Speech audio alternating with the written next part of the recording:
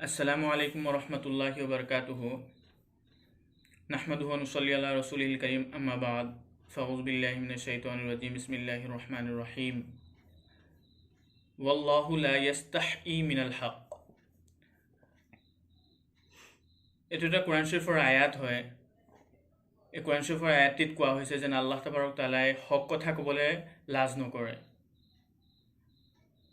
আৰু এটা কোৰআন শৰীফৰ আয়াত আছে ইন্নাল্লাহা লা ইয়াস্তাহি আন ইয়াজরিবা মাসালাম মা বাউদাতান ফামা ফাওকাহা, যে আল্লাহ রাব্বুল ইজ্জতে লাজ নকৰে এটা মহৰ মিছাল দিবলৈও লাজ নকৰে। মহ যিটো আমাক কামুৰে তেনেকুৱা এটা সৰু বস্তুৰ মিছাল দিবলৈও আল্লাহ তাবাৰক তাআলাই শৰম নকৰে, লাজ নকৰে। কাৰণ সব আল্লাহৰ তখলিক হয়, আল্লাহে সবক পয়দা কৰিছে, সবক সৃষ্টি কৰিছে। সৰু বস্তুটো আল্লাহে সৃষ্টি কৰিছে, হাতী নিচিনা বস্তুটোকো আল্লাহে সৃষ্টি কৰিছে, কিন্তু আল্লাহৰ নজৰত সব সমান। সেইটো কাৰণে আল্লাহ তাবাৰক তাআলাৰ কোনো বস্তু বনাওঁতে কষ্ট হোৱা নাই। তে আল্লাহ তাবাৰক তাআলাই শৰম নকৰে, লাজ নকৰে। সৰুতকৈ সৰু বস্তু মহ এটা মিছাল দিবলৈ আল্লাহে লাজ নকৰে, বা তাতোতকৈ অধিক, তাতোতকৈ সৰু বস্তু এটা মিছাল দিবলৈ, এক্সাম্পল দিবলৈ আল্লাহ ৰাব্বুল ইজ্জতে লাজ নকৰে।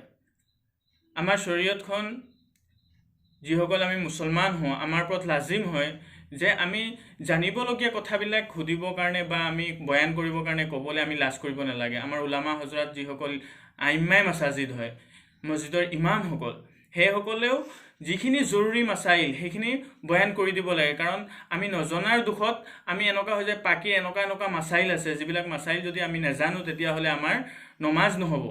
যদি মই ভালদৰে পাক পবিত্ৰ হ'ব নাজানো তেন্তে মোৰ নমাজ কেনেকুৱা হ'ব? ডেফিনেটলি মোৰ নমাজ নহ'ব। মোৰ নমাজ যেতিয়া নহ'ব তেতিয়া মই নমাজ পঢ়িলেও মোৰ নমাজ কামত নাহিব, আৰু সেই নমাজৰ দ্বাৰা মোৰ ঘৰতো বৰকত নহ'ব, ৰহমত নহ'ব। তেতিয়া মই আল্লাহক কৈ থাকিম যে আল্লাহ মই দোৱা কৰিছোঁ, আল্লাহ মোৰ দোৱা কবুল নহৈছে। দোৱা কবুল হ'বৰ কাৰণে আৰু আল্লাহৰ কুৰ্ব হাসিল কৰিবৰ কাৰণে সবতকৈ ইম্পৰ্টেণ্ট বস্তু যিটো হ'ল ইমানৰ পাছত সেইটো হ'ল তাহাৰত। আৰু তাহাৰতটো আমি সম্পূৰ্ণ ল'ব লাগিব, সম্পূৰ্ণ আমি পাব লাগিব। ইনশাআল্লাহ আমি এই তাহাৰতৰ বিষয়ে একদম খুলি কিছুমান কথা বয়ান কৰিম, যিখিনি কথা আমাৰ সমাজৰ কাৰণে বহুত প্ৰয়োজনীয়। আৰু আমাৰ সমাজত আমি ক'ব কিছুমান কথা লাজ কৰোঁ, কিন্তু লাজ কৰিলে নহ'ব।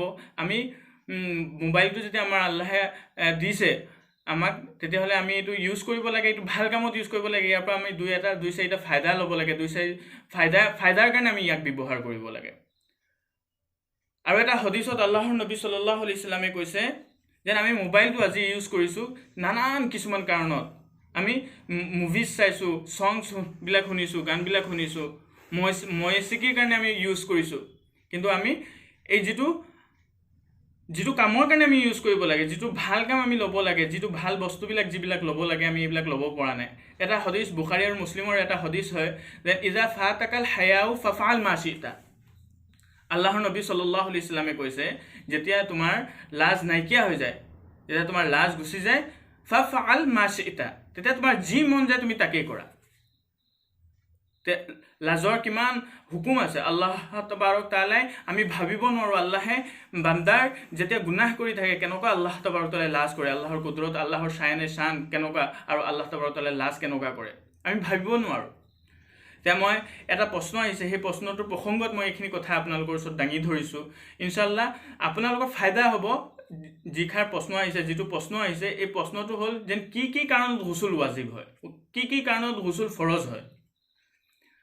তে পুৰুষ হওক বা মহিলা হওক, প্ৰথম কথা আমি জানি ল'ব লাগে যে পুৰুষ হওক বা মহিলা হওক, যদি জুচৰ সৈতে মণি ওলায়, লজ্জাস্থানৰ পৰা যদি মণি ওলায় জুচৰ সৈতে, তেন্তে গুছল কৰা ফৰজ হয়।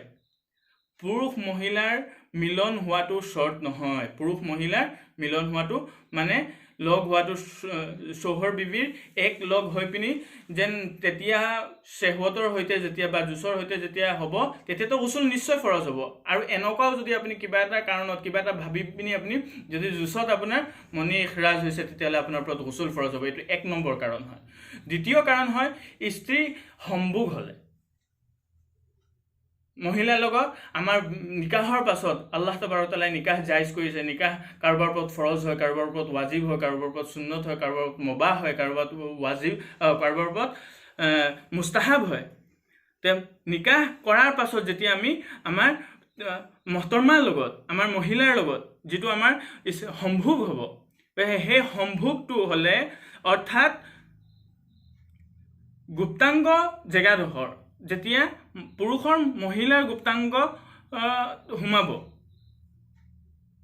যেতিয়া বস্তুটো নাইকিয়া হ'ব বোলে তেতিয়া আপোনাৰ ইখৰাজে মনি হওক নহওক মনি ওলাওক নোলাওক আপোনাৰ ওপৰত গুছল ফৰজ হ'ব আপুনি গুছল কৰিহে পাক হ'ব লাগিব 3 নম্বৰটো হ'ল তিৰোতাসকলৰ মহিলাসকলৰ বাল্য হোৱাৰ পিছত যেতিয়া অসুবিধা হয় মাহে মাহে এটা অসুবিধা হয় এই অসুবিধা যেতিয়া বন্ধ হয় অসুবিধাৰ মাজত নহয় অসুবিধা যেতিয়া বন্ধ হয় আপোনাৰ সেই 4-5 দিন বা 3 দিন বা তাৰ কম মুদ্দত 3 দিন আৰু বেছি মুদ্দত 10 দিন আমি ইয়াৰ ওপৰতো কেতিয়াবা কথা ৰাখিম ইনশাআল্লাহ আৰু সেই মহিলাৰ ওপৰত যেতিয়া সেই বেমাৰটো হয় কৈছে সেই বেমাৰটোৰ মাজত আপোনাৰ নমাজ মাফ আছে ৰোজা আপুনি কাজা কৰিব অৰ্থাৎ ৰোজা সেইকেইদিন এৰি পিনি আপুনি নেক্সট সময়ত আপুনি নেক্সট মাহত আপুনি তাৰ কাজা উঠাব নমাজ মাফ আছে কিন্তু পবিত্ৰ হোৱাৰ লগে লগে আপোনাৰ ওপৰত কি আছে গুছল ফৰজ হ'ব আপুনি গুছল কৰি আপুনি ফৰজ নামাজ আদায় কৰিব লাগিব বিনা গুছলত আপুনি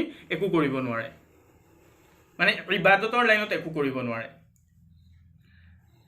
4 নম্বৰ হ'ল এটোক হাইজ বুলি কয় 3 নম্বৰটোক এটোক হাইজ বুলি কয় যেটো মহিলাসকলৰ অসুবিধা হয় এটোক হাইজ বুলি কয় আৰবিত আৰু এটা আছে নাফাস কোৱা হয় সন্তান যেতিয়া জন্ম হয় তেতিয়া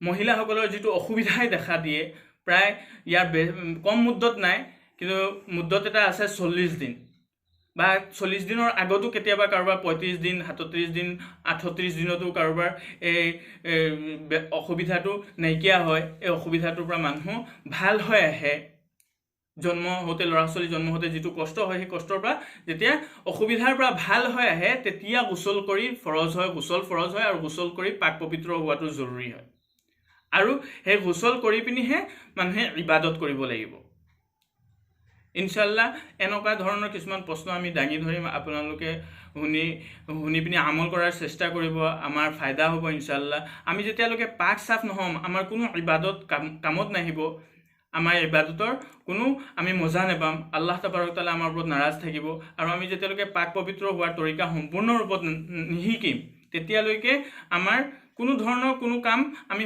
সন্তুষ্টি মুতাবিক কৰিব নোৱাৰিম খুশু খুজুৰ হৈতে আমি কৰিব নোৱাৰিম আমি পাক সাফ হোৱাৰ চেষ্টা কৰিম ইনশাআল্লাহ